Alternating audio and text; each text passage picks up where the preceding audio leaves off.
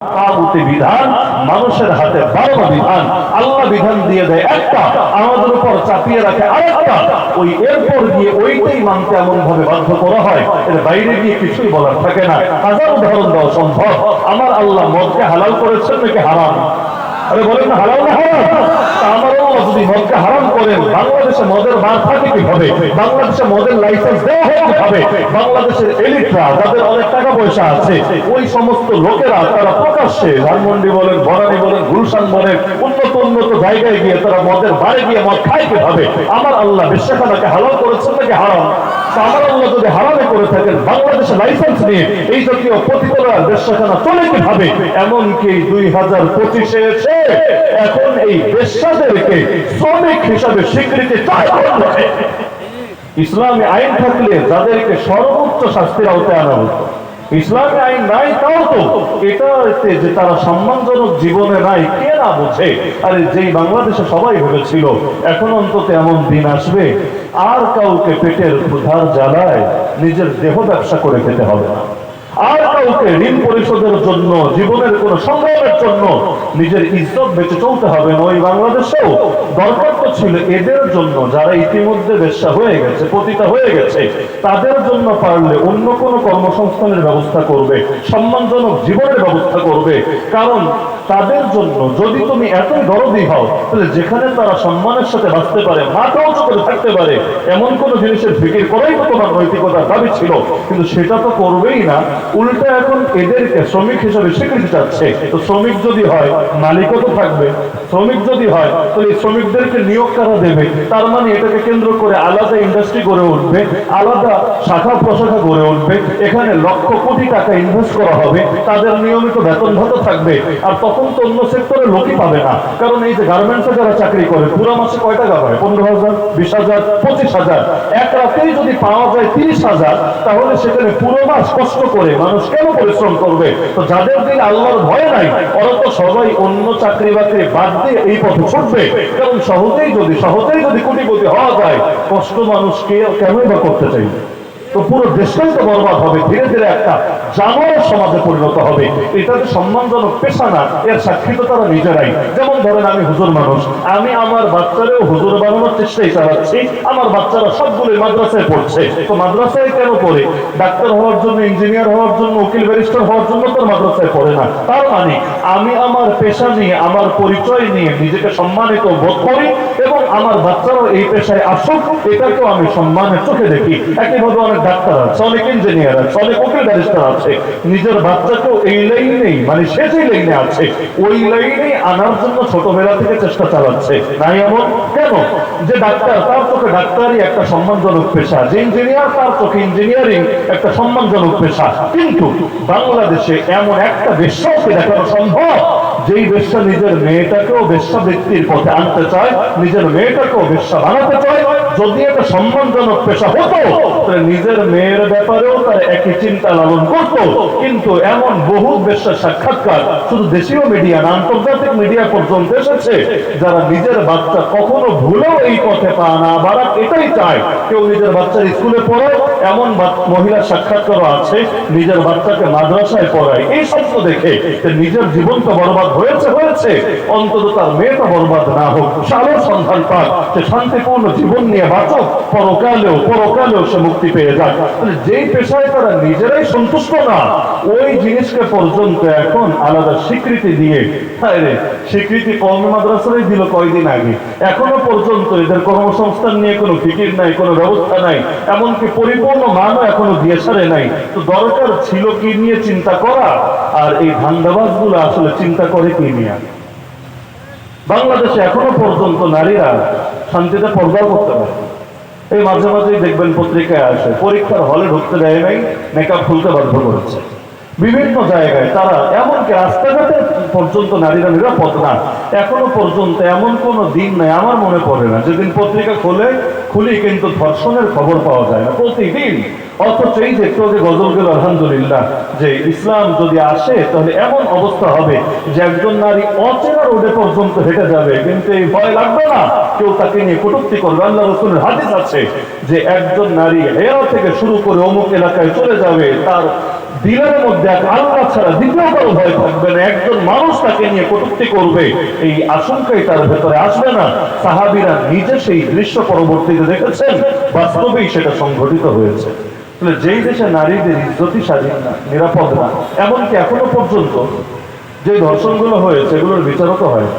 যখন যেটা হয় বেশ কয়েকদিন গরম থাকে, আসিয়া হত্যা নিয়ে বেশ গরম ছিল না, আজকে আছে গরম নাই। ওই যে সময় ঘটনা ওই সময় আমরা বলেছিলাম যে দেখবেন 1 মাস পরে এগুলো স্মরণ করারও কেউ থাকবে, ওই সময় পুরো দেশ গরম মনে হচ্ছিল এই সব হয়ে যাবে, কিন্তু কই, এভাবে কত ধর্ষণের কেচ্ছা একে একে হারিয়ে যাচ্ছে আর যাচ্ছে আর যাচ্ছে। আর ইসলাম কি শুধু ধর্ষণের বিরুদ্ধে না জিনারও বিরুদ্ধে? বলেন না, ইসলাম কি ধর্ষণের বিরুদ্ধে না জিনারও বিরুদ্ধে? কারণ জিনার দরজা খোলা থাকলে ধর্ষণ হবেই হবে, কোনো সন্দেহ নেই। জিনার দরজা যদি খোলা থাকে ধর্ষণ হবেই হবে। আর এখন তো মামলাও হয়, বিয়ের প্রলোভনে ধর্ষণ হয় না। মানে তো জিনাই ছিল এতদিন, 6 মাস 1 বছর 2 বছর 5 বছর জিনা ছিল, কিন্তু বিয়ে করে নাই, এখন জিনাটাই ধর্ষণ হয়ে গেল। যদি বিয়ে করতো তাহলে আর ধর্ষণ হতো না, জিনাই থাকতো। এমনকি নারীবাদীদের মাথায় যে কয় কেজি গোবর আছে আল্লাহ ভালো জানে, তারা এখন নতুন পর্যন্ত নতুন দাবি তুলছে সরকারের কাছে, বৈবাহিক ধর্ষণের ব্যাপারেও যাতে আইন থাকে, আইন, ফৌজদারি আইন। মানে বউ যদি স্বামীর নামে মামলা করে যে আমার স্বামী আমার ধর্ষণ করেছে, তাহলে খবর আছে ওই জামাই জেলখানায় থাকতে হবে। আমরা যেমন কাশিমপুরে ছিলাম, ওই রকম কপাল করা স্বামীরাও আমাদের সঙ্গে কাশিমপুরে দিন কাটাতে হবে। কারণ কার বউ কবে মামলা করবে কোনো গ্যারান্টি আছে? আর এটা স্বামী বাচ্চারা প্রমাণই বা করবে কিভাবে যে না আদালত সে রাজি ছিল, সে সম্মত ছিল, আমি তো জোরাজোরি করি নাই, কোনো প্রকার বিশ্বাস করে কোনো চাপ দেই নাই, কিচ্ছু করি নাই, সে নিজের থেকে রাজি ছিল, কিভাবে প্রমাণ করবে? সম্ভবিত না। তার মানে বুঝেন, মানুষ দিনকে দিন বিয়েতে আগ্রহ হারিয়ে ফেলবে। হারাবো তো হারাবে, বৈবাহিক ধর্ষণে শব্দের কারণে আসল ধর্ষণ যেটা, ওইটার ব্যাপারেও মানুষের যে রাগ আছে, ক্ষোভ আছে, এটা নষ্ট হবে। দিন শেষে ধর্ষিতারা আর বিচার পাবে না, কারণ মানুষের কাছে এই মামলারও কোনো দাম থাকবে না। বিগত দিনেও যেমন জঙ্গি মামলা দিতে দিতে দিতে দিতে দিতে এই মামলার কোনো দামই রাখেনি। বিশ্বাস হয় না? হুজুর একটা ধরলেই জঙ্গি, দাড়িওয়ালা ছেলে একটা ধরলেই জঙ্গি, যুবক একটা ধরলেই জঙ্গি। এমনকি যে মাহফিল করলো, কারো দিনে ধরেন চুলকানি, এখন তো আলহামদুলিল্লাহ চুলকানির দিন শেষ, এখন কেউ চুলকাতে আসলে পাবলিক তারে চুলকায় দেয়। গত বছরও তো আমার মনে আছে এই মাহফিলে আল্লামা খালেদ সাইফুল্লাহ আইয়ুবী সাহেব এসেও বয়ান করতে পারেন, মনে আছে না? শেষ টাইমে আবার বয়ান করতে হয়েছে, এসেও এই রুমে বসেও বয়ান করতে পারেন নাই, স্টেজ পর্যন্ত উঠতে পারেন নাই, কিছু লোকের গাত্রদাহ হয়েছে। তাহলে এইরকম একজন ব্যক্তি যিনি খুব রাজনীতিবিদও না, কোন দলের তিনি সদস্যও না, কিচ্ছু না, এইরকম একজন শান্তিপূর্ণ এবং পীর সাহেব মানুষ, তার সামনে যদি এরকম করতে পারে, বাকিদের সামনে কি করে সেগুলো তো আপনাদের না দেখলেও অধিকাংশ তো অনুমান করার মতো যোগ্যতা আছে। এই যে এত জুলুম টুলুম করলো, তো এই যে জঙ্গি শব্দ দিয়েই তো বেশি দমাতে চেয়েছিল। এই যে আজকে আলহামদুলিল্লাহ আমার ভালো লেগেছে, কালেমার পতাকা উঠছে চারদিকে, রাস্তায়ও দেখেন বিশাল করে কালেমার পতাকা, অনেকের কপালের মধ্যেও দেখলাম, এই যে এখানেও ছেলেরা আছে কালেমার, তারা কপালের মধ্যে কাপড় বেঁধে রেখেছে, আরো এখানে অনেকজনের দেখা যাচ্ছে। অথচ বিগত সময় এমনও ছিল এই কালেমার পতাকা দেখলে কি রে কালেমা কেন, অন্যটা থাকলে সমস্যা নেই, কালেমা কেন, বাস এটার কারণেই জঙ্গিবাদের ট্যাগ লাগাই দিত। মানুষ কালেমা ব্যবহার করতে পর্যন্ত ভয় পেতে শুরু করেছিল, নাউযুবিল্লাহি মিন যালিক। কিন্তু ফলাফল কি হয়েছে? এই পাইকারি হারে জঙ্গি মামলা দিতে দিতে মামলার ইজ্জতই ফুরিয়ে গেছে। আমরা কারাগারে দেখতাম ছেলেরা দুঃখে গজল গায়, মানে আমি জঙ্গি জঙ্গি এই টাইপের এক একটা গজল গায়। কেন? কারণ যারে ধরবে তারই জঙ্গি, সঙ্গে থাকলে সঙ্গী, আর পা যদি না চাটে বাস তাহলেই হয়ে যাবে জঙ্গি। আল্লাহ হেফাজত করুক। এখন ধর্ষণ মামলা নিয়েও যদি এভাবে পাইকারি হারে মামলা দেওয়া শুরু করে, 2 দিন পর আসল ধর্ষণ মামলার কোনো ইজ্জত থাকবে? মানুষ তো তখন ধর্ষণ বিষয়টাকেও পাল্টাপাত বানিয়ে ফেলবে। তো বলছিলাম আল্লাহ যেটাকে হারাম করেন সেটা হারামই থাকে। তো দেশটা কেন হারাম না হালাল? তো বাংলাদেশে হালাল করতে থাকে। এই যে ভাস্কর্য ভর্তি দিয়ে দেশ ভরে ফেলেছিল, মাদারীপুরে আছে কিনা আমি জানি না, আছে। এই যে মাদারীপুরের থেকে শুরু করে পুরো দেশ যত ভাস্কর্য ছিল, আল্লাহ কি এগুলোকে হারাম করেছেন না হারাম? এই দেশে তারা হারাম করলো, তারা দেখে একটা স্বাধীন দেশে স্বাধীনভাবে আল্লাহর দিন মানা যায় না। কোর্ট কাছারিতে গেলে কোরআন দিয়ে বিচার পাওয়া যায় না, ব্যাংকে গেলে কোরআন সুন্নাহর আলোকে লেনদেন করা যায় না, এমনকি অধিকাংশ জায়গায় কোরআন সুন্নাহ দিয়ে কিছুই করা যায় না। কোরআন সুন্নাহ দিয়ে শুধু নামাজ পড়া যায়, রোজা রাখা যায়, হজ করা যায়, যাকাত দেওয়া যায়। এর বাইরে এমনকি পারিবারিক আইনের মধ্যে পর্যন্ত কোরআন সুন্নাহ অধিকাংশ ক্ষেত্রে অনুসরণ করা হয় না। এখন তো এগুলোকে বাদই দিতে চায়, আগে যা ছিল তাও বাদ দিতে চায়। অথচ বিগত দিনেও দেখা গিয়েছে কেউ যদি 3 তালাক দেয় বউরে, কোর্ট কাছারিতে গেলে বা সালিশে বসলে কিভাবে তাকে বিদ্যমান করে দেয়, এমন ভাবে সমাধান করে দিবে, কিছু টাকা যাবে, 5,000, 10,000, 20,000 যেতে পারে। 3 তালাক দেওয়ার পরও বউয়ের সাথে সংসার করার ব্যবস্থা হয়তো চেয়ারম্যানটা করে দিবে, তাহলে আদালতের দর যারা থাকে তারা করে দিবে। এবং এটা দিয়ে কোনো হুজুর মন্তব্য করলে ওই হুজুরটা উল্টা মামলা দিতে হবে, আদালত অবমাননার মামলা অথবা আইনের বিরুদ্ধে রাষ্ট্রদ্রোহী হওয়ার মামলা। নাউযুবিল্লাহি মিন যালিক।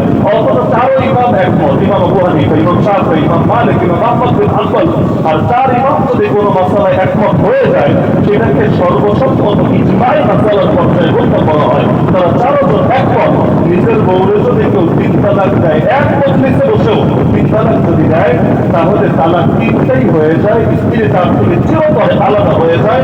আর পরবর্তীতে যদি অন্য কোনো স্বামীর সাথে বিয়ে হয়, সেখানে ছাড়াছাড়ি হয় অথবা সেই স্বামী মারা যায়, তখন সেটা তার জন্য হালাল হয়, এর পর্যন্ত হালাল হয় না। আবার দ্বিতীয় বিয়েটাও ইচ্ছা করে, মানে চুক্তি করে দেওয়া যায় না। চুক্তি করে যদি দেয় যে তোর সঙ্গে আমার তালাক দেওয়া বোনের বিয়ে দিলাম, বেশি না 3 দিন বা 1 দিন করে সুযোগ দিলাম, তুমি বেশি ডিস্টার্ব করবি না, সাবধান, আমার আগের বউ কিন্তু বেশি ঝামেলা করবি না, 1 দিন পর আবার চাইরা দিস, তারপর আবার বিদায় দিব। গ্রামের মধ্যে এগুলো চলতো এক সময় বিল্লামি, এবং অনেকে এগুলো করতেও খুব আগ্রহী ছিল। 1 রাতের জন্য 2 রাতের জন্য বিয়ে করবে, বছর পর আবার আগের জনের কাছে ফিরে যাবে। কিন্তু হাদিসে আছে কেউ যদি এভাবে চুক্তি করে অথবা যার জন্য করবে, লাআনাল্লাহুল মুহাল্লিল ওয়াল মুহাল্লাল লাহু, তাদের মুখের উপর আল্লাহ লানত করবে, আল্লাহ অভিশাপ করবে। তো চুক্তি করে করার জিনিস, হ্যাঁ, স্বাভাবিকভাবে অন্য কোথাও বিয়ে হয়েছে, স্বাভাবিকভাবে ওই জামাই মরে গেছে, অথবা সে তাকে ছেড়ে দিয়েছে। এবার মহিলার এমন স্বভাব কোনো জায়গায় টেকার মতো, এখানেও টেকে নাই, ওখানে কেউ টিকছে না, তাহলে ঠিক আছে, সেই ক্ষেত্রে তার জন্য আবার বিয়ে করা বৈধ হবে। আগেও দেখা যেত পারিবারিক আইনের মধ্যে বহু ধরনের অসঙ্গতি ছিল, এখন অসঙ্গতি আরো বাড়ানোর চেষ্টা চালাচ্ছে। কিভাবে আমরা স্বাধীন দাবি করি নিজেদেরকে?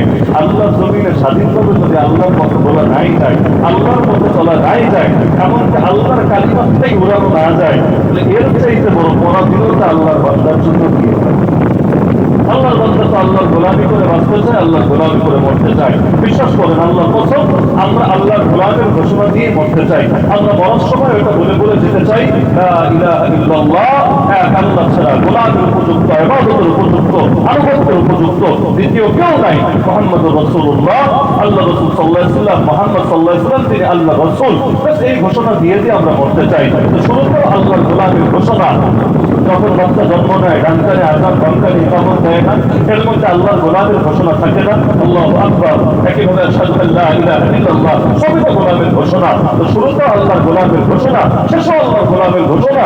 তো মাঝখানে অন্যের গোলামি করি কিভাবে? সাহাবীরা বলতেন, আল্লাহ আমাদেরকে দুনিয়াতে পাঠিয়েছেন মানুষের গোলামি থেকে বের করে আল্লাহর গোলামিতে নিয়ে যাওয়ার জন্য। আল্লাহু ইবতাআসানা লিনুখরিজা মান শাআ মিন ইবাদাতিল ইবাদ ইলা ইবাদাতিল্লাহি ওয়াহদা। সুতরাং মাথায় রাখতে পারেন, যতদিন পর্যন্ত স্বাধীনভাবে আল্লাহ জমিন আল্লাহর বিধান মান্য করা যাবে না, এই সুযোগ আমাদেরকে দেওয়া হবে না, ততদিন পর্যন্ত মুসলিম জাতি নিজেদেরকে পরিপূর্ণ স্বাধীন মনে করতে পারে না। ভৌগোলিক স্বাধীনতা এসেছে, ধর্মীয় স্বাধীনতা আজও আছে। একটা ইসলামী আদালত কিনা এসেছে, ইসলামী নামে কিছু ব্যাংক তাও অন্তত আছে, মাদারীপুরেও আছে না? ইসলামী নামে অনেকগুলো ব্যাংক আছে না? আছে। এখন লেনদেন তারা 100% ইসলামের শরিয়া মেনে করে নাকি না মেনে করে, এটা ভিন্ন আদালত, বাকি নামে হলেও আছে। কিন্তু ইসলামী আদালত এই নামে কোনো আদালত মাদারীপুরে আছে? মাদারীপুর বাদ দিলাম, কোনো বাংলাদেশের কোনো একটা জায়গায় আছে? নাই। আমরা যারা সব ক্ষেত্রে ইসলাম মেনে চলতে চাই, আমাদের জন্য সুযোগ কোথায়? দরকার ছিল না? এই যে নারী সংস্কার কমিশন সরকারের কাছে প্রস্তাব জমা দিয়েছে, তারা দাবি করেছে এটা নাকি অপশনাল, এটা নাকি ইসলাম ধর্মের অনুসারীদের উপর জোর করে চাপাতে চায় না, হিন্দু ধর্মের অনুসারীদের উপর জোর করে চাপাতে চায় না, যারা ধর্ম না মেনে চলতে চায়। এগুলো কয়টা? পুরো বাংলাদেশ মিলবে কয়টা? ধরেন 10,000 ধরলাম, 20,000 ধরলাম, 50,000 ধরলাম, এদের জন্য নাকি এই প্রস্তাবনা, মানে এত টাকা খরচ করে, দেশের টাকা, আমার টাকা, আপনার টাকা খরচ করে, কমিশন বানিয়ে, এতদিন মিটিং করে, এত কিছু করে, বড় একটা রিপোর্ট বানিয়ে, এটা নাকি গুটি কয়েক নাস্তিকের জন্য, যারা ধর্ম মানতে চায় না। তো ঠিক আছে, মানলাম যেগুলো তোদের নাস্তিকদের জন্য নতুন বিধান, নতুন কিতাব, নতুন আইন, ভালো কথা।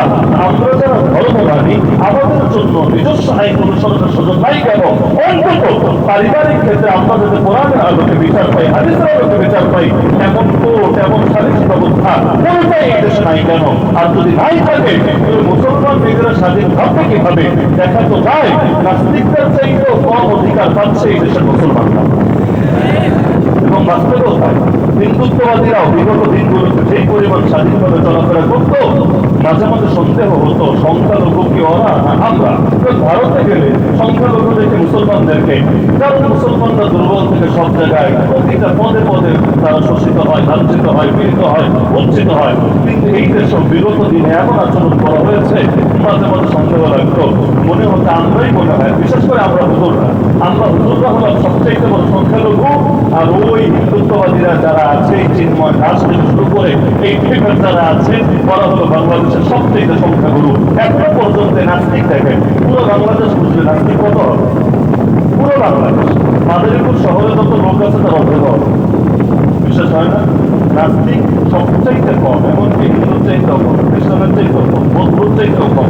বাংলাদেশের সবচাইতে সংখ্যায় কম যারা, তারাই হচ্ছে নাস্তিকরা। এত কম, কিন্তু এত দাপট নিয়ে চলে, এমনকি মিডিয়াগুলো পর্যন্ত, সরকার পর্যন্ত ওদেরকে এমন ভাবে আদর তোয়াজ করে যে কেউ সন্দেহে পড়বে যে আসলে এই দেশে সংখ্যালঘু যারা, নাস্তিকরা নাকি হুজুররা, এত দাপট নিয়ে ওরা এত বড় কথা বলে কিভাবে? আল্লাহ হেফাজত করতে আমাদের।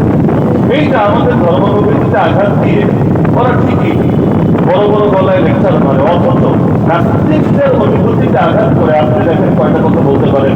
যেমন ধরেন আমি যদি একটা বাক্য বলি, যদিও কালকে এই বাক্য নিয়ে বেশ গরম হতে পারে, খালি বলি, উদাহরণ হিসাবে বলি, এই যেই কয়েকটা নারী বিষয়ক সংস্কার কমিশনে জড়িত ছিল এবং যারা এই প্রস্তাবনাটা নিজেরা লিখেছে বা লেখাকে অনুমোদন করেছে বা এটার পক্ষে কাজ করেছে, সজ্ঞানে জেনে বুঝে, তারা একটাও, এদের অধিকাংশ নিজেকে মুসলমান হয়তো দাবি করেই না, তাও যদি করে, এগুলো বেঈমান এবং মুরতাদ হওয়ার ব্যাপারে কোনো সন্দেহ রাখা যেতে পারে না।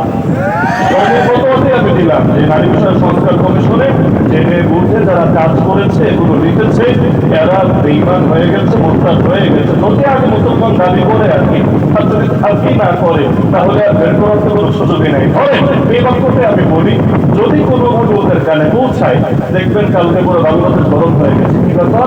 এত বড় সাহস, তিনি নারী বিষয়ক সংস্কার কমিশনের এই ডাইনিগুলোকে মুরতাদ বলে ঘোষণা দিয়ে দিলেন, বেঈমান বলে ঘোষণা দিয়ে দিলেন। এগুলো নিয়ে বিতর্ক হবে না? কিন্তু ওরা আমাদেরকে জঙ্গি, মৌলবাদী, উগ্রবাদী, সাম্প্রদায়িক, এই সেই কট্টরপন্থী, কত টাইপের কত ধরনের প্রমাণ চালাতেই চায়। এমনকি নারী বিষয়ক কমিশন করেছে, নারী বিষয় রিপোর্ট দেওয়া ভালো কথা, তো সেখানেও লিখেছে রাষ্ট্রধর্ম ইসলাম থাকলে নাকি ঝামেলা, রাষ্ট্রধর্ম ইসলাম থাকলে ঝামেলা, আল্লাহর উপর আস্থা বিশ্বাস থাকলে ঝামেলা, এগুলোর পরিবর্তে সেকুলারিজম মাইনা নিলেই নাকি সুবিধা। আর এইটাও কি নারীদের কাজ? এইটাও কি তোমাদের কমিশনের কাজ? আল্লাহ হেফাজত করুন আমাদেরকে। তো দেখা যাচ্ছে আমরা কি এখনো স্বাধীন নাকি পরাধীন? যতদিন পর্যন্ত মানুষকে মানুষের গোলামি করতে বাধ্য করা হবে, সেই মানুষ দেশের বাদশাহী হোক, সেই মানুষ পার্শ্ববর্তী রাষ্ট্রের কোনো ক্ষমতাধরী হোক, সেই মানুষ পশ্চিমের কোনো সুপার পাওয়ার দেশে হোক, যতদিন পর্যন্ত মানুষকে মানুষের গোলামি করতে বাধ্য করা হবে, ততদিন পর্যন্ত লা ইলাহা ইল্লাল্লাহর উপর মানুষ পরিপূর্ণ প্রতিষ্ঠিত হবে কি হবে? লা ইলাহা ইল্লাল্লাহ এসেছে জীবনের প্রতিটা ক্ষেত্রে বাস্তবায়িত হওয়ার জন্য। মসজিদে ঢুকলেও গোলামি করবো কার? মাদ্রাসায় আসলেও গোলামি করবো কার? মাহফিলে আসলে, খানকে আসলে, তাবলীগে গেলেও গোলামি করবো কার? অর্থনীতিতে গেলে, রাজনীতিতে গেলে, ব্যবসা বাণিজ্যে গেলে, ক্ষেত্র বাণিজ্যে গেলে, চাকরি বাকরিতে গেলে, সেখানে গোলামি করবো কার? জীবনের প্রতিটা ক্ষেত্র, ব্যক্তি জীবন, সামাজিক জীবন, রাষ্ট্রীয় জীবন, পারিবারিক জীবন, প্রতিটা ক্ষেত্রে আল্লাহর গোলামি যদি করা না যায়, আল্লাহকে যদি চূড়ান্ত সার্বভৌম ক্ষমতার মালিক না মানা হয়, লা ইলাহা ইল্লাল্লাহ বা কিভাবে বাস্তবায়িত হয়? অথচ এই 47 যে দেশ ভাগ হয়েছিল, আমরা ইন্ডিয়া না কেন, আমরা বাংলাদেশ কেন, এই যে দেশ ভাগ হয়েছিল, এই দেশ ভাগের প্রধানতম একটা স্লোগানই তো ছিল লা ইলাহা ইল্লাল্লাহ। বলা হয় নাই পাকিস্তানকে মতলব কিয়া? তখন তো দেশে পাকিস্তান, দেশে দুইটা, এখন হিন্দুস্তান আর পাকিস্তান, এবং ওই সময় এটাকেও পাকিস্তানের অংশ বানাতে এখানকার নেতাদেরও তো আপত্তি ছিল না, কি ছিল নাকি? আমরা তো দুনিয়াতে আসেনি, আমাদের অনেকের বাপেরও আসে নাই, কিন্তু ওই সময় যারা নেতা ছিল তারা কি দেশ ভাগে আপত্তি করেছিল? অধিকাংশই করে নাই। তারাও তো স্লোগান মেনে নিচ্ছিল पाकिस्तान का मतलब किया ला इलाहा इल्लल्लाह, पाकिस्तान का मतलब किया ला इलाहा इल्लल्लाह। तो ला इलाहा इल्लल्लाहর কারণেই যদি আমরা ভাগ হই, লা ইলাহা ইল্লাল্লাহর কারণেই যদি 6 লক্ষ মানুষ রক্ত দেয়, দেশ ভাগে 6 লাখ মানুষের রক্ত দিয়েছিল, একজন দুজন না। আর কি পরিমাণ নারী ধর্ষিতা হয়েছে, কতজন আহত হয়েছে, এগুলোর হিসাব আল্লাহ ছাড়া কেউ জানে না। এই 6 লাখ মানুষের রক্তের উপর যে দেশ গড়ে ছিল, ওই দেশে আজ পর্যন্ত যে লা ইলাহা ইল্লাল্লাহ কায়েম করতে দেওয়া হলো না, এর চাইতে বড় জুলুম, বড় অত্যন্ত বড় স্বৈরাচার আমি কিছু মনে করি না।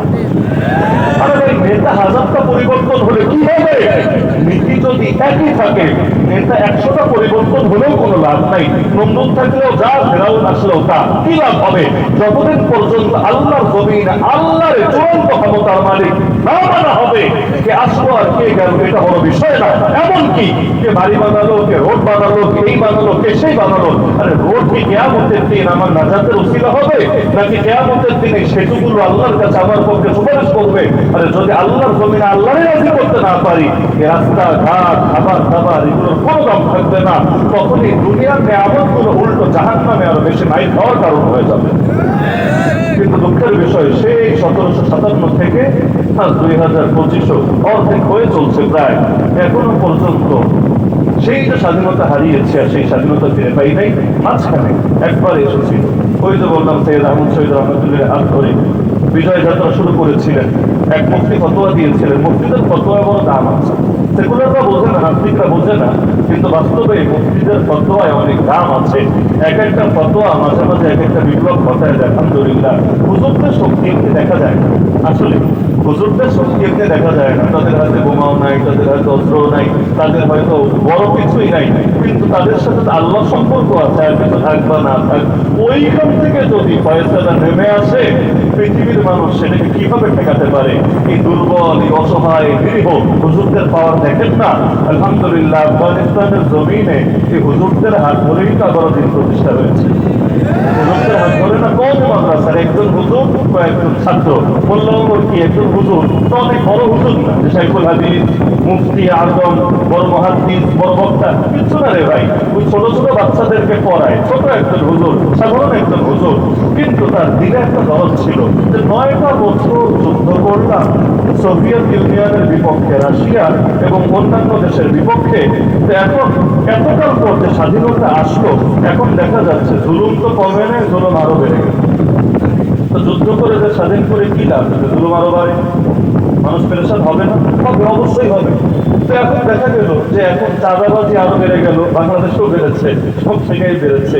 এই প্রতিটা আন্দোলন সংগ্রামের পর চাঁদাবাজি কিভাবে যদি বহু করে বাড়ে, কেন বাড়ে, কিভাবে বাড়ে, এগুলো আল্লাহ ভালো জানে।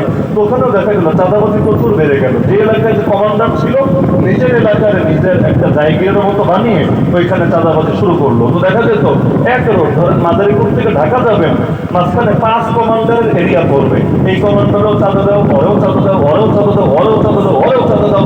মানুষ চাঁদা দিতে দিতে অস্থির। আচ্ছা, চাঁদা দিয়ে তাও যদি সুখে থাকা যায়, তাও তো আলহামদুলিল্লাহ। তো তাও না, দেশে ধর্ষণ বেড়ে গেল, খুনোখুনি বেড়ে গেল, চুরি ডাকাতি বেড়ে গেল, সব বেড়ে গেল। আর হাতে হাতে অস্ত্র তো আছেই, যে তারে মনে যাচ্ছে মেরে ফেলছে, এখানে লাশ, ওখানে লাশ, খুব এক মুশকিল ব্যাপার। তবুও তিনি দোয়া করছিলেন, মানুষকে বোঝাচ্ছিলেন, কিন্তু পড়াশোনা এবং মাদ্রাসায় চালাচ্ছিলেন। কিন্তু হঠাৎ করে একদিন তার কাছে খবর আসলো, একজন নারী, যে নারী ছিল গাড়ি, তার পরিবার সহ যাচ্ছিল, কিন্তু চাঁদাবাজরা রাস্তায় গাড়ি আটকিয়ে চাঁদা দিবে বলে, অস্ত্র তো আছে, চাঁদা না দিয়ে কই যাবে, চাঁদা দিয়ে দিয়েছে। তো দেওয়ার পরেও তাদের নজর পড়েছে, একজনের নজর পড়েছে গাড়িতে থাকা একটা মেয়েটি। সে বলছে এই মেয়েটাকে রেখে তোমরা গাড়ি নিয়ে চলে যাও। তো মেয়ের আত্মীয় স্বজন আসছে গাড়ির ভেতরে, কে দিবে নিজের মেয়েকে এরকম অস্ত্রধারীদের হাতে রেখে গাড়ি নিয়ে যাবে, এটা পৃথিবী কে করতে পারবে? তো তারাও রাজি হলো না, তাদেরকে পিটিয়ে মেরে আহত করে সেই মেয়েটাকে ঠিকই তুলে নিয়ে গেল। নিল তো নিল, পরবর্তী দিন মূল সড়কের উপর সেই মেয়ের বিবস্ত্র ধর্ষিতা লাশ পাওয়া গেল। তার মানে তাকে ধর্ষণ করে গণধর্ষণ করে হত্যাই করে ফেলেছে। এই সংবাদ ধীরে ধীরে চারদিকে ছড়িয়ে গেল। পৃথিবীতে অনেক বড় বড় বিজয়ের পেছনে নারীদের অবদান আছে। তারা নিজের জান দিয়ে, নিজের ইজ্জত দিয়ে জাতির ভেতরে আগুনের স্ফুলিঙ্গ জাগিয়ে গিয়েছে। তো সেই নারীর সেই সংবাদ যখন আসলো একজন হুজুরের কানে, যে হুজুর কিতাব পড়াচ্ছিল, ক্লাসে বসে ছাত্রদের পড়াচ্ছে, কিন্তু হঠাৎ করে তার কানে সংবাদ আসলো যে জুলুম বাঁধতে অমুক জায়গায় এক নারীকে ধর্ষণ করে হত্যা করে রাস্তার উপর লাশ ফেলে রাখা হয়েছে। সঙ্গে সঙ্গে কিতাবের কথা বন্ধ করে ছাত্রদেরকে বলবো, ছাত্ররা, ইতিমধ্যে সে নিজে আহত, আগে তো 9 বছর যুদ্ধ করেছে, চোখ একটা নাই, আরো বহুভাবে আহত। কিন্তু ছাত্রদেরকে বললো, ছাত্ররা, পড়ালেখা বহুত হয়েছে, বেঁচে থাকলে আরো হবে। যদি মা বোনের ইজ্জতে হেফাজতে না থাকে, যদি আল্লাহর জমিন আল্লাহর দিন বিজয় না থাকে, যদি মুসলমানরা যুদ্ধ শেষ হওয়ার পর আরো বেশি পেরেশানির ভেতরে থাকে, কি হবে এত পড়ালেখা দিয়ে? চলো আমাদের যতটুকু সামর্থ্য আছে তা নিয়ে বদরের মতো আমরাও নেমে পড়ি ময়দানে। ইম্মান নাসর ওয়া ইম্মান শাহাদা, হয়তো কপালে বিজয় আসবে, অথবা নসিবে শাহাদাত জুটবে। যেটাই হোক আলহামদুলিল্লাহ, বিজয়ী হলো আলহামদুলিল্লাহ, আর যদি আল্লাহ শহীদ বানায় আরো বেশি করে আলহামদুলিল্লাহ। চলো আমরা নেমে পড়ি। এই ক্লাসের কয়েকটা ছাত্রকে নিয়ে নামলো। ওই ছাত্রকেই পশতু ভাষায়, মানে আফগানিদের যে ভাষা, ওই পশতু ভাষায় বলে তালেবান। এটা কোনো দলের নাম না, তালেবান মানে স্টুডেন্টস, তালেবান মানে স্টুডেন্ট। তো যেহেতু ক্লাসের ছেলেগুলোকে নিয়ে নেমেছে, এই জন্য লোকে বললো কি রে, তালেবান নিয়ে নেমেছে, ছাত্র নিয়ে নেমেছে। ওই যে ছাত্র নিয়ে নামলো, তারাও ভাবে নাই কতটুকু বুঝতে পারবে। নেমেছিল তো একটু সামান্য নিজেদের যতটুকু সাধ্যে আছে এটা করার জন্য। আল্লাহর কি কুদরত, আল্লাহ ওই কাফেলাকে এমন সাহায্য করলেন। 2 দিন আগে যাদের নাম নিশানা ছিল না, যেই মানুষটা বড় সড়ো হুজুরও না, বড় কোনো কমান্ডারও না, কিচ্ছু না, কিন্তু আল্লাহ তাআলা তাকে আমিরুল মুমিনিন বানায় দিলেন। 1996 থেকে 2001 পর্যন্ত স্বাধীন দেশে ইসলামী শাসন পরিচালনা করলেন। অবশেষে আমেরিকার বদনজর লেগে গেল, আমেরিকায় 40টা বছর পর্যন্ত জুলুম করলো, কিন্তু এরপর আল্লাহ তাদেরকে আরো শক্তিশালী করে সামনে আনলো। 1996 থেকে যে শাসনের ধারা আলহামদুলিল্লাহ এখনো পর্যন্ত চলছে। আল্লাহ চাইলে সেখান থেকে ইনশাআল্লাহ একসময় খেলাফতের সূর্য সারা দুনিয়া উঠবে। বলবেন এটা দাবি করলাম কিভাবে? দাবি করেছি তিরমিজি শরীফের এক হাদিসের আলোকে, যে হাদিস আমরা দাওরায়ে হাদিসের বছর পড়েছি। যখন পড়েছি ওই সময় তারা বিজয়ী হয়নি, তারা তো বিজয়ী হয়েছে 15 আগস্ট আমাদের জেলের বছর, মনে থাকবে আর কি। জেলে বসে আমরা মিষ্টি খেয়েছি আলহামদুলিল্লাহ। জেলের ক্যান্টিনে মিষ্টি পাওয়া যায়, কারণ জামিন হলে সবাই মোটামুটি মিষ্টি খাওয়ায় আর কি। তো যেই দিন 15 আগস্ট আল্লাহর বান্দারা বিজয়ী হয়েছে, বাংলাদেশ আমার জানা মতে কোন জেলের ক্যান্টিনে মিষ্টি এক পিছু বাকি ছিল না, এই পরিমাণ মানুষ মিষ্টি খেয়েছে। আর 15 আগস্ট কি জানি একটা দিবস, মানে এই দিন বহু কিছুই ঘটে। একজনের জন্মদিন, একজনের মৃত্যুদিন, আবার গিয়ে পার্শ্ববর্তী কোন দেশের স্বাধীনতা দিবস, আবার গিয়ে এখন হলো গিয়ে নতুন করে এই জাতির মুক্তির দিবস। তো দেখা গেল সারা দুনিয়া আলহামদুলিল্লাহ আনন্দ করেছে, কারণ আল্লাহ তাআলা তার কুদরতের প্রকাশ দেখিয়েছে। যাদেরকে লোকে গালি দিত কাঠমোল্লা বলে, যাদের শক্তি নাই, অস্ত্র নাই, কিচ্ছু নাই, এমনকি আন্তর্জাতিক সহায়তাও নাই, ওই কাঠমোল্লাদের হাতে আল্লাহ কত বড় বিজয় দিয়েছে। স্টিল মোল্লা যদি নামে, রড মোল্লা যদি নামে, তাহলে কি যে হবে আল্লাহ ভালো জানে। আসল খেলা তো বাকি আছে।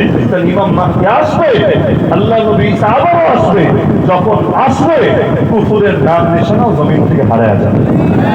দাওরায়ে হাদিসের বছরে তিরমিজি শরীফের মধ্যে আমরা হাদিস পড়েছি, খোরাসান আফগানিস্তানের সাবেক নাম। খোরাসান থেকে কালো পতাকা বের হবে, কেউ তাকে থামাতে পারবে না যতক্ষণ না সেটা গিয়ে স্থাপিত হবে জেরুজালেমের বুকে। হাত্তা ইউনসাবা বিইয়া, যে জেরুজালেমে মসজিদ আকসা আমাদের প্রথম কিবলা আছে। তার মানে এই হাদিসের আলোকে বোঝা যায় আফগানিস্তান থেকে বিজয়ের ধারা সূচনা হয়েছে, ফিলিস্তিনে গিয়ে সমাপ্ত হবে, এবং ফিলিস্তিনের জেরুজালেম মুসলমানদের রাজধানী হবে ইনশাআল্লাহ। যদিও ইহুদিরা ভাবছে এটা ওদের রাজধানী, তাই না ভাবছে, কিন্তু বলা যায় ভাবুক না কেন, দুনিয়ার মানুষ তো কত কিছুই ভাবে, কিন্তু হবে সেটা যেটা ফয়সালা করে রেখেছেন আল্লাহ। আল্লাহ তাআলা কোরআনে স্পষ্ট ভাবে বলেন, সূরা আরাফ আয়াত নম্বর 167, প্রত্যেকে চাইলে নিজেরও আয়াতটা আরো গবেষণা করে দেখতে পারেন। আল্লাহ বলেন, তোমার রব ঘোষণা দিয়ে রেখেছেন ليبعثن عليهم إلى يوم القيامة من يسومهم سوء العذاب। কিয়ামত পর্যন্ত, কিয়ামত এখন হয় নাই নাকি, কিয়ামত পর্যন্ত ইহুদিদেরকে দমানোর জন্য আল্লাহ একের পর এক এমন বাহিনী পাঠাতে থাকবেন যারা ওদেরকে কঠিন শাস্তি দেবে। নিশ্চয়ই তোমার রব দ্রুত শাস্তিদাতা, রহিম, এবং নিশ্চয়ই তিনি ক্ষমাশীল ছিল, দয়ালু। এই আয়াতের স্পষ্ট প্রমাণিত হয় ইহুদিরা কখনোই খালি ময়দান পাবে না। একের পর এক ওদের মোকাবেলায় মুজাহিদিন নামবে ইনশাআল্লাহ। একজন যদি শহীদ হয় আরেকজন এসে নেতৃত্ব ধরবে। এমনকি গোটা হামাসকেও যদি ওরা কখনো শহীদ করে ফেলে, আল্লাহ না করুক, তবুও এটা ভাবার কারণ নাই। ওরা স্বাধীনভাবে মসজিদে আকসা ভেঙে গুড়িয়ে এখানে মন্দির বানিয়ে স্বাধীনভাবে ইবাদত করবে না রে। যতদিন পর্যন্ত দুনিয়াতে একজন মুসলমান থাকবে ততদিন পর্যন্ত ওদেরকে দমনের জন্য আমার আল্লাহ কাউকে না কাউকে জামান সালাহুদ্দিন আইয়ুবী বানিয়ে ঠিকই ময়দানে পাঠাবে। কারণ কোরআনে যে ঘোষণা আছে এটা কখনোই ভুল হবে না, ব্যতিক্রম হবে না। আল্লাহ তাআলা এটা সব করেন, বান্দা তো যাচ্ছে ওসিলা। আল্লাহ কখনো আবাবিল দিয়ে করেন, কখনো সমুদ্র দিয়ে করেন, কখনো ল্যাংড়া মশা দিয়ে করেন। তো যে আল্লাহ ল্যাংড়া মশা দিয়ে করতে পারেন, এই আল্লাহ শক্তিশালী যুবকদেরকে দিয়ে করতে পারবেন না, সেটা ভাবে কিভাবে? দুনিয়ায় 200 কোটি মুসলমান আছে, এই 200 কোটির মধ্যে কত সালাহুদ্দিন যে রুকে আছে, কোন দিকে কে যে মাথা চাড়া দেবে আর এই জালেমদেরকে ওদের শয়তানি আর ভণ্ডামি প্রতিটা অহংকারকে মাটির সাথে মিশায় দিবে, এগুলো ইনশাআল্লাহ ইতিহাসে স্মরণ করে দেখা হতে থাকবে। এখন দেখা যাচ্ছে যে এই দুর্বল মানুষদেরকেও আল্লাহ কাজ করেন। 1757-তে স্বাধীনতা হারালাম। এরপর একজন হুজুর একটা ফতোয়া দিয়েছিল, যে হুজুরের নাম শাহ আব্দুল আজিজ মুহাদ্দিস দেহলভী রাহমাতুল্লাহ আলাইহি, নাম হয়তো অনেকেই শুনেছেন। তিনি ফতোয়া দিলেন হিন্দুস্তান মানে তখন তো পুরোটাই এক, তখন পাকিস্তান বলতে কিছু নাই, বাংলাদেশ বলতে কিছু নাই, পুরোটাই এক। হিন্দুস্তান দারুল হারব হয়ে গেছে, কুফরের ভূমি হয়ে গেছে, এবং এটাকে পুনরায় উদ্ধার করা, মুক্ত করা এবং এখান থেকে ব্রিটিশদের শাসনকে উচ্ছেদ করা প্রতিটা সক্ষম বালের মুসলমানের উপর বড় দায়িত্ব হয়ে গেছে। মজার বিষয়, যে সময় তিনি ফতোয়া দিচ্ছেন ওই সময়ও গদিতে যিনি বসে আছেন তিনি মুঘল বাদশাহ। তখনও কিন্তু মুঘলদের পুরোপুরি উচ্ছেদ হয় নাই, গদিতে মুঘলরা আছে। মুঘল তো বুঝেন, সে আওরঙ্গজেব আলমগীররা অতীতে শাসন করেছে, ওই বংশের লোকেরাই এখনো গদিতে বসে আছে। তার মানে গদিতে কোনো খ্রিস্টান না, গদিতে কোনো হিন্দু না, গদিতে মুসলমানই আছে। এবং রাজবংশের লোকেরাই যারা ইতিপূর্বে এই অঞ্চলে ইসলামী শাসন করেছে 1-2 বছর না, শত বছর ধরে ওই বংশের লোকই আছে। তবুও তিনি ফতোয়া দিবেন এটা ইসলামের ভূমি নাই, কুফরের ভূমি হয়ে গেছে। বলবেন কেন? গদিতে যে ইসলামী লোক আছে এটা উনি দেখে না? দেখে, কিন্তু এই ফতোয়া ভুল ছিল না। ওলামায়ে কেরাম এটাকে সঠিক বলে মেনে নিয়েছে। আর ওই ফতোয়াকে তারা সঠিকই মনে করে। কেন? কারণ গদিতে কে বসে আছে ভাই এটা বড় বিষয় না, আসলে আদর্শ কোনটা চলে এইটা বড় বিষয়। যেমন বাংলাদেশে সর্বপ্রধান গদিত হলো রাষ্ট্রপতির গদি হিসাবে, তাই না? রাষ্ট্রপতি, পতি মানে স্বামী, পতি মানে স্বামী। ওই বলে না অনেক মহিলাকে পতি ভক্ত, স্বামী ভক্ত। রাষ্ট্রের স্বামী হলো কে? ধরেন জনাব শাহাবুদ্দিন চুপ্পু সাহেব, তিনি হলেন বাংলাদেশ নামক রাষ্ট্রের স্বামী। স্বামী মানে মালিক, স্বামী মানে আবার গৌরের যে বিয়া করে সে না, বিচারধীনের স্বামী কে? আল্লাহ। স্বামী মানে মালিক, রাষ্ট্রপতি মানে হলো রাষ্ট্রের মালিক। তো সেই হিসাবে সবচেয়ে বেশি পাওয়ার জনাব শাহাবুদ্দিন চুপ্পু সাহেবের থাকার কথা না, কিন্তু আসলে কি সবচেয়ে বেশি পাওয়ার চুপ্পু সাহেবের আছে? অথবা এখন বাদ দিলাম, আগেও কি রাষ্ট্রপতির সর্বোচ্চ পাওয়ার ছিল? আমি আপনাদের পদ দিব কিন্তু পাওয়ার দিব না, এতে কিন্তু সমস্যার কিছু নাই। আপনি এর দ্বারা কোনো উপকারী লাভ করতে পারবেন না। আমি আপনার মাদ্রাসার মুসলিম বানায় রাখবো কিন্তু মাদ্রাসায় ঢুকতে দিব না। আমি আপনার মসজিদ ইমাম বানায় রাখবো কিন্তু মসজিদের আশপাশেও আসতে দেবো না। আমি আপনার চেয়ারম্যান বানাবো, এমপি বানাবো কিন্তু মাদারীপুরে তাও ফেলতে দেবো না। কি হবে রে ভাই? পথ দিয়ে কি হবে? পথ ধুয়ে পানি খাবে? তো এখন গদিতে যদিও বসেছিল মোগল বাদশাহ, কিন্তু ক্ষমতা আসলে তার হাতে ছিল না, ক্ষমতা ছিল ব্রিটিশদের হাতে, এবং ওরাই কুফরি আদর্শ জারি করেছিল এই দেশে। এজন্যই আমরা বলি নেতা কে এটা বড় বিষয় না, নীতি কি এইটা বড় বিষয়। নেতা যদি আমাকে বানায় দেন, আমার কিন্তু নীতি যদি আমার উপর চাপায়া রাখেন যে হুজুর আপনাকে এই কুফর দিয়েই করতে হবে, এর বাইরে একটা কথা বলতে পারবেন না, একটা আওয়াজও করতে পারবেন না, কি লাভ হবে? লাভটা কি হবে? এজন্য আল্লাহ রাসূল খালি নেতা হতে চান নাই, আল্লাহ রাসূল নীতি পরিবর্তন করতে চেয়েছেন। খুব ভালো করে বুঝবেন, মক্কায় নবীকে নেতা হওয়ার অফার দেওয়া হয়েছিল নাকি হয় নাই? হয় নাই? তিন প্রস্তাব দিয়েছিল নবীকে, তুমি সম্পদ চাইলে সম্পদ দেব, তুমি সুন্দরী নারী চাইলে সুন্দরী নারী দেব, আর যদি ক্ষমতা চাও বলো তোমাকে নেতা মেনে নেব। আল্লাহ রাসূল কোনটা চেয়েছিলেন? নারী চেয়েছিলেন? সম্পদ চেয়েছিলেন? নেতৃত্ব চেয়েছিলেন? না। কেন? নেতা তো মদিনায় যাওয়ার পর ঠিক হয়েছিলেন, তাহলে মক্কায় তার দুয়ারের সামনে নেতা হওয়ার অফার আসলো, রাজি হলেন না কেন? রাজি না হওয়ার মূল কারণ হলো মক্কায় তিনি গদি পেতেন, মক্কায় তিনি গদি পেতেন, কিন্তু আল্লাহর জমিন আল্লাহর আদর্শ কায়েম করতে পারতেন না। আবু জাহলরা তাকে সেটা করতে দিত না, কারণ মক্কায় পাওয়ার রাখতো ওরা নিজেদের হাতে। নবীকে নাম খাওয়াতে একটা গদি দিয়ে শান্ত করার চেষ্টা করতো, মুক্তা বন্ধ করার চেষ্টা করতো, কিন্তু মুসলমান এই তরিকায় কিছুতেই সন্তুষ্ট হতে পারে না। কাগজে লেখা ছিল, চলে এসেছে, ইসলামের আলোচনা যেরকম করছি না। আলহামদুলিল্লাহ রাব্বিল আলামিন। আসসালামু আলাইকুম ওয়া রাহমাতুল্লাহি ওয়া বারাকাতুহু।